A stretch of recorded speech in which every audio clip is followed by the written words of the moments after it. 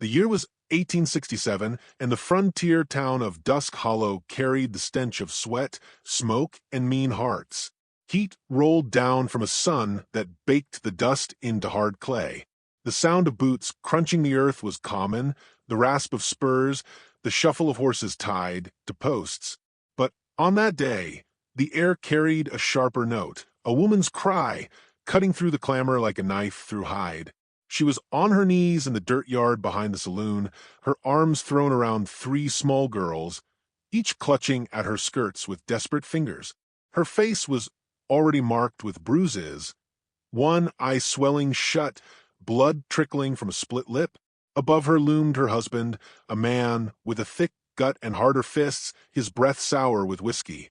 He raised a belt high, leather glinting under the sun, and brought it down with a crack that made even the horses tethered nearby stamp nervously.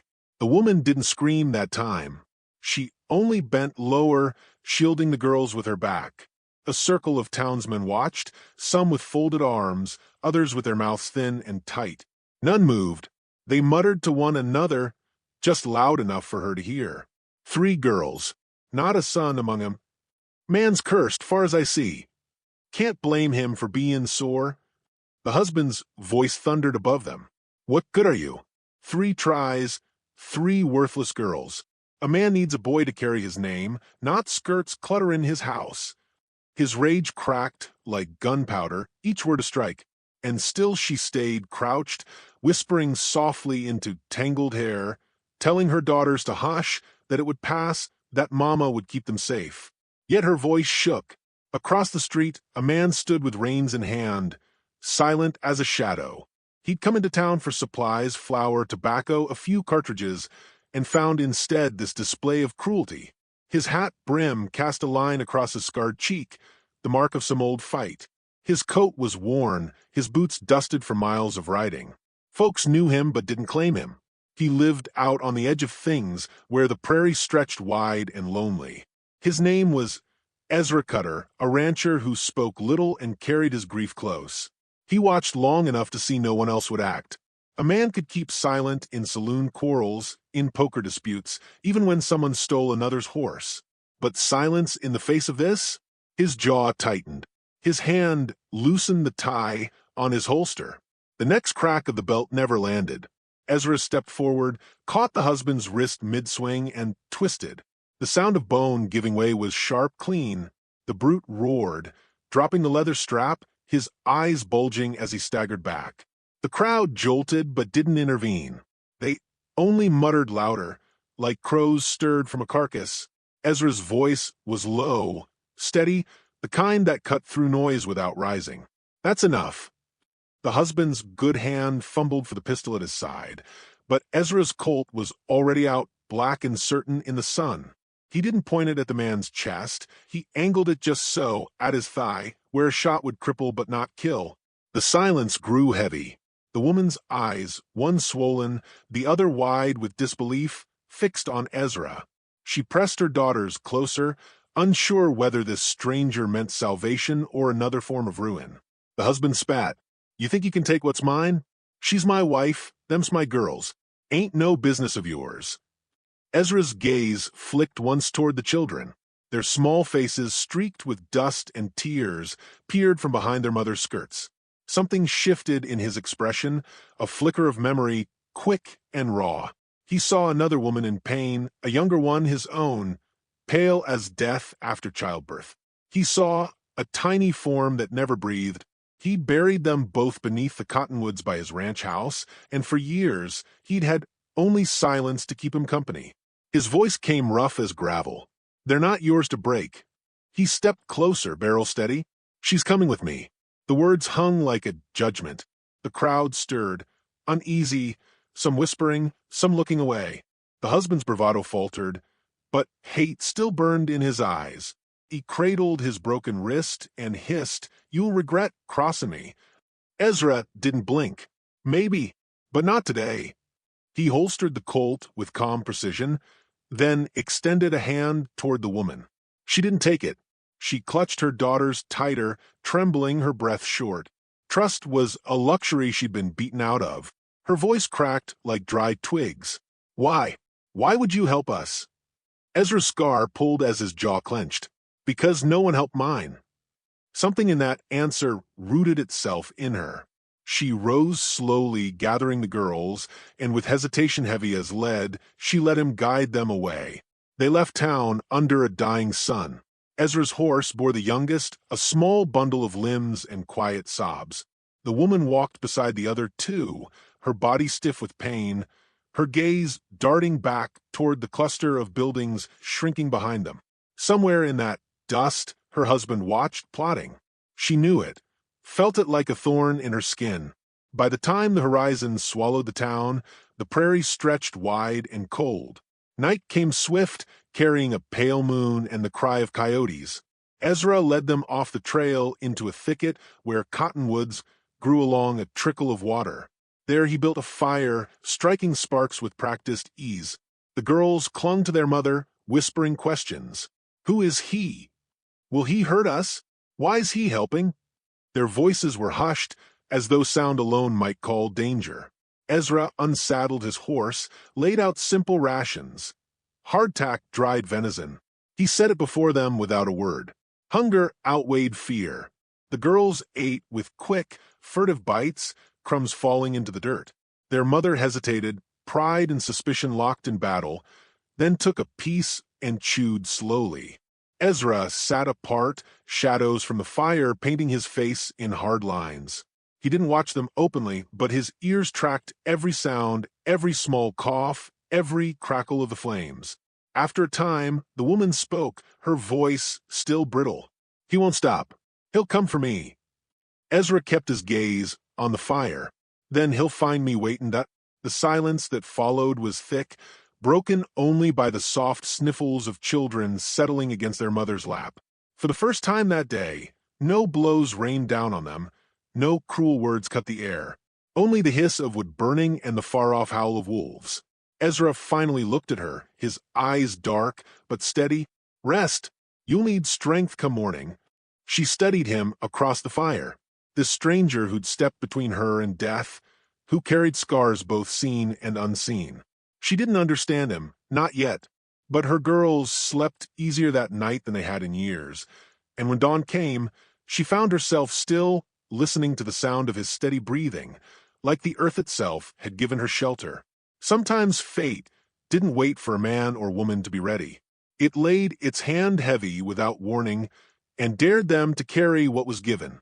That night, beneath the stars, a lonely rancher and a broken mother began walking a road neither had chosen, but both now walked together. The prairie opened wide before them, a sea of yellow grass that bent under the morning wind, stretching so far it seemed the world itself had no end. The woman rode with her youngest cradled against her chest, perched on the saddle before Ezra. The two older girls sat on a makeshift pallet of blankets tied behind, clutching one another for balance, their eyes wide at the endless sky. Ezra kept his hat pulled low, eyes scanning the horizon the way a man did who had lived too long without company and trusted nothing that moved too close. By noon, the sun bore down heavy, turning sweat into a second skin. The girls began to tire, their small hands clinging until their knuckles whitened. Ezra slowed the pace, letting the horse walk while he walked beside, leading the reins. The woman glanced down at him, uncertain. "You'll wear yourself out." He shook his head. "Horse carries enough. I've walked farther." His tone carried no boast, only fact. The girls whispered between themselves. The middle child, with tangled blonde curls, peered over at him. "Why do you help us?" she asked, her voice a trembling reed in the hot wind. Ezra didn't look up. "Because I can." The woman pressed a finger to the girl's lips, but the answer seemed to settle something inside her. From then on, the little ones watched him differently, still cautious, but not with the raw fear they'd shown the night before. That evening, they reached a river swollen from spring rains. The current tugged at roots and branches, dragging debris downstream with a steady roar. Ezra paused at the bank, studying the width, the water foaming white where rocks broke the surface. The woman shifted nervously in the saddle, tightening her arms around the smallest girl. "It's too strong." Ezra untied a coil of rope from his pack. If we wait, it'll only rise. We cross now. The children began to whimper, their small voices drowned by the river's growl. Ezra tied one end of the rope around his chest and handed the other to the woman. If I fall, you hold fast. Don't let go. He waded first, water climbing to his waist, then chest. The current pulled hard, trying to drag him sideways. He planted each step firm, leaning into the flow until he reached midstream. The horse balked at the edge, nostrils flaring, hooves stamping. The oldest girl bit her lip, whispering prayers. Ezra called back, voice iron. Bring em. Slow. The woman urged the animal forward, fear etched deep in her bruised face. Hooves splashed, the river sucking at them. For a moment it seemed they'd manage, until the middle child lost her grip. A scream tore loose as the girl slipped from the saddle, swept away in a rush of white water.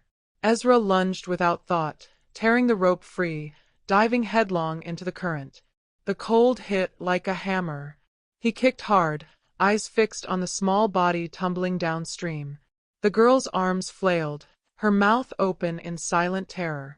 With a final surge he caught her by the dress, jerking her up, choking as water filled his nose and throat. He kicked, clawing for the far bank until at last his boots scraped mud. He hauled her out, coughing hard, the child clinging to him like she'd never let go. On the opposite shore, the woman wept openly, clutching her other daughters as Ezra staggered onto the bank with the rescued child in his arms. He set her down gently, brushing wet hair from her face. She buried her face in his chest, sobbing. For the first time, Ezra let his hand rest on a child's back, awkward, but steady. The woman crossed finally, dismounting at a run. She fell to her knees before him, touching her daughter's face, then looking up at Ezra. Her lips trembled. "Thank you." He gave a small nod, dripping wet, his voice rough. "Keep her close." They made camp early that night, the girls huddled together, whispering to one another until sleep finally claimed them. The woman sat across the fire from Ezra, watching him wring water from his shirt. Shadows flickered across his scarred cheek, deepening the lines of a man who had carried silence for too long. "You could have died," she said quietly. "Better me than her," he answered simply. She hesitated, then asked, "Your wife, is she gone?" Ezra's gaze didn't lift from the flames. "Buried her 5 winters back. Child too. Wasn't nothin' I could do." The words fell like stones, matter of fact but heavy. Her breath caught, and for a moment she dared not speak. Finally she whispered, "He beat me because I bore him daughters. 3 of them. He said a woman's worth was only what son she gave." Her hands clenched, nails biting into her palms. "I stayed because I had nowhere else." Ezra looked at her then, his dark eyes steady. "You've somewhere now." The fire popped, throwing sparks into the night. Neither spoke again, but something unseen bridged the distance between them. Days passed on the trail, each dawn a new test. Ezra taught the oldest girl how to balance on the horse, how to hold the reins light but sure. The middle child, still shaken from the river, clung to her mother, yet her eyes followed Ezra wherever he moved. The youngest, barely more than a toddler, giggled when he lifted her to his shoulders one afternoon, pointing at hawks circling overhead. His rough exterior cracked by degrees, not with words, but in the way his hands steadied small arms, the way he slowed his stride when little legs faltered. But the land was merciless. One night, the cry of wolves rose sharp from the hills. Ezra stirred instantly, rifle in hand, scanning the dark. Yellow eyes glimmered beyond the firelight, low growls circling. The girls whimpered, clutching their mother. Then the pack came, shadows leaping, snarls tearing the air. Ezra fired, the crack of his rifle echoing, one wolf spinning in the dust. Another lunged. He kicked it back, but teeth slashed his arm. Pain seared white-hot, but he didn't falter, swinging the butt of his rifle down with a bone-crunching blow. The mother grabbed a burning brand from the fire, waving it wild, driving others back. The girls screamed, huddled tight together. Finally, silence. The wolves scattered, leaving only the stink of blood and singed fur. Ezra sank to one knee, clutching his bleeding arm. The woman knelt beside him, tearing strips from her skirt, pressing them against the wound. Her hands shook, but she held firm. "Stay still," she whispered. Ezra grimaced, but said nothing. The girls crept close, eyes wide, watching their mother tend the man who had kept them alive. The oldest reached out, placing a timid hand on his knee. "Don't die," she murmured. He managed the faintest curve of a smile. "Not tonight." By dawn, the wound was bound tight. Ezra's movements were slower, but he pressed them onward, refusing to linger where wolves had tasted blood. The woman walked close that day, her gaze flicking to him often, concern shadowing her face. When the girls gathered wildflowers from the roadside and tucked them into his saddle, he didn't stop them. He even let them stay. That evening, as the sun bled across the horizon in streaks of crimson, Ezra caught himself listening to the girls' laughter. It was a sound he hadn't heard in years, not since his house had been filled with silence and ghosts. It cracked something inside, not painful, but unfamiliar, like the first warmth after a long winter. The woman noticed, though she said nothing. She only watched, and in her eyes there was a softness not there before. Perhaps it was gratitude, perhaps something deeper still, but it was real. The prairie stretched endless ahead, full of dangers still unseen, but that night the campfire burned brighter, and the space between strangers narrowed by the simple weight of survival shared. The children, once skittish, now leaned into him without fear, and he no longer drew back. The man who had lived alone, wrapped in grief, felt the faint stirrings of a bond he hadn't sought, yet could no longer deny. For the first time in years, Ezra Cutter did not feel entirely alone. And though none of them spoke it aloud, each knew the past was hunting them still, riding closer with every mile, and the true test of their fragile union had yet to come. The land rolled out in quiet waves as Ezra Cutter led them west, each mile taking them farther from the town, farther from the man who had marked them with fear. His ranch came into view on a gray morning after days of riding, weathered wood and leaning fence posts, a house standing solitary against the emptiness, as though daring the prairie winds to bring it down. The girls, worn from travel, stirred with sudden curiosity. Their eyes followed the chickens scratching near the barn, the horse that whinnied from the corral. Laughter, thin at first, bubbled from their throats. For them, it was no longer just wilderness. It was the first glimpse of a place that could be home. The woman's gaze lingered longer. She saw the hollowness in the ranch, the absence of a woman's hand, the silence that must have stretched across nights. Ezra dismounted without ceremony, his expression unreadable, but his movements betrayed a weariness he could no longer hide. He lifted the youngest girl down with unexpected gentleness. When her small hand curled around his finger, he didn't pull away. The house smelled of cedar and dust. The floor creaked under their weight. The woman walked through cautiously, her fingers brushing the wood, her daughters following like shadows. She noticed the absence of laughter, the single chair worn thin, the bed covered with a blanket faded by years. A picture frame, glass cracked, rested on a shelf, of a woman, smiling faintly, a face lost to time. She turned quickly, as if intruding. Ezra had paused in the doorway, his jaw set tight. He said nothing, only said about bringing in wood, the past too raw to put to words. By evening, the girls chased each other through the yard, their voices rising with joy. Ezra leaned on the fence rail, eyes narrowed, though not with disapproval. The woman came to stand beside him, her hands clasped. "They've not laughed like that in years," she said softly. Ezra's gaze remained fixed on the horizon. "They should laugh." His words were simple, but the weight of them hung heavy. That night, rain threatened. Dark clouds pressed low, the smell of thunder in the air. Ezra checked the shutters, the doors, moving with the careful vigilance of a man who trusted storms no more than men. The woman watched him, her own heart unsettled. She knew storms came in many forms. And she was right. Sometime past midnight, the dogs began to bark, deep, frantic howls. Ezra rose instantly, rifle in hand. Lightning split the sky, illuminating figures at the edge of the yard. 4 riders. The storm had brought them, cloaked in rain and hatred. At their head was the husband, his broken wrist bound crudely in cloth, his eyes blazing with venom. The woman gasped, clutching her daughters close. "He's found us." Ezra's voice was cold steel. "Get the girls inside. Stay down." She obeyed, dragging them to the back room, heart pounding. Ezra stepped onto the porch, rifle raised. Rain lashed across his face, thunder rolling like cannon fire. The husband shouted over the storm, voice wild. "You think you can steal what's mine, Cutter? She's my wife.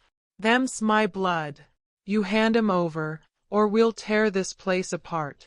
Ezra's reply was low but carried through the storm. "You lost that right when you raised your hand against 'em." Gunfire cracked. The men fired first, shots splintering wood, shattering glass. Ezra dropped to a knee, returning fire with measured precision. One rider screamed, falling from his saddle. The others pressed closer, bullets sparking against the porch posts. Inside, the girls shrieked, clinging to their mother. She held them tight, whispering frantic prayers, her ears filled with the deafening clash outside. Every shot felt like the world ending. Ezra moved with grim focus, every breath deliberate. He reloaded with practiced speed, firing again. One man's hat flew from his head as the bullet grazed his skull, sending him tumbling into the mud. Another pressed forward, revolver spitting fire, until Ezra's shot punched him back into the storm. Lightning tore the sky open. The husband charged through the chaos, bellowing like a wounded bull, pistol in hand. Ezra's rifle clicked empty. He swung it like a club, smashing the man's arm, sending the gun skittering across the porch. The 2 men crashed together, fists flying, rain turning the wood slick beneath them. The woman burst from the doorway, a scream tearing from her throat as she saw them locked in brutal combat. She wanted to rush forward, to tear her husband away, but the sight of Ezra's face stopped her cold. His eyes burned with something primal, not just anger, but years of grief and loneliness poured into every strike. The husband fought like a cornered animal, slamming fists into Ezra's ribs, spitting curses. "She's mine. Mine to beat, mine to break." His words were bile, but his strength was failing. Ezra hammered him back, blow after blow, until the man lay bloodied against the porch rail. For a moment, silence reigned but for the rain's relentless pounding. Ezra stood over him, chest heaving, mud and blood streaking his face. His hand went to the pistol at his belt. He drew it, aimed at the man's head. The woman's breath caught. The girl's cries echoed from inside. Ezra's finger hovered on the trigger. The storm waited with him. Finally, his voice cut through, ragged. "I should kill you." His hand trembled once, then stilled. He lowered the gun, pressing the barrel against the husband's chest instead. "But I won't waste a bullet on you. You come back here again, you won't walk away." He stepped back, letting the man slump into the mud. The husband spat blood, eyes blazing with hatred, but he did not rise. His surviving companions dragged him to his feet, cursing, retreating into the storm. Ezra stood motionless, watching until the darkness swallowed them whole. Only then did he holster his gun and turn back toward the house. The woman was there in the doorway, soaked through, her face streaked with tears. She stared at him as if seeing him for the first time, not just the man who had rescued her, but the one who had fought, bled, and spared when killing would have been easier. She stepped forward, trembling, her hand finding his uninjured arm. "You didn't have to save us." His reply was quiet, almost lost in the rain. Yes, I did. Behind her, the girls rushed forward, throwing their arms around his legs, clinging to him. Ezra froze, unused to the touch, the warmth of their trust. Slowly, awkwardly, he let his hands rest on their backs. For the first time in years, his hardened face softened. The storm eased, rain turning to a light drizzle. The land smelled fresh, cleansed, as though the heavens themselves had chosen to wash away the blood and rage. Later, when the girls were asleep and the fire burned low, the woman sat across from Ezra. Her voice was soft, filled with something new. I thought I had no strength left, but you gave me hope.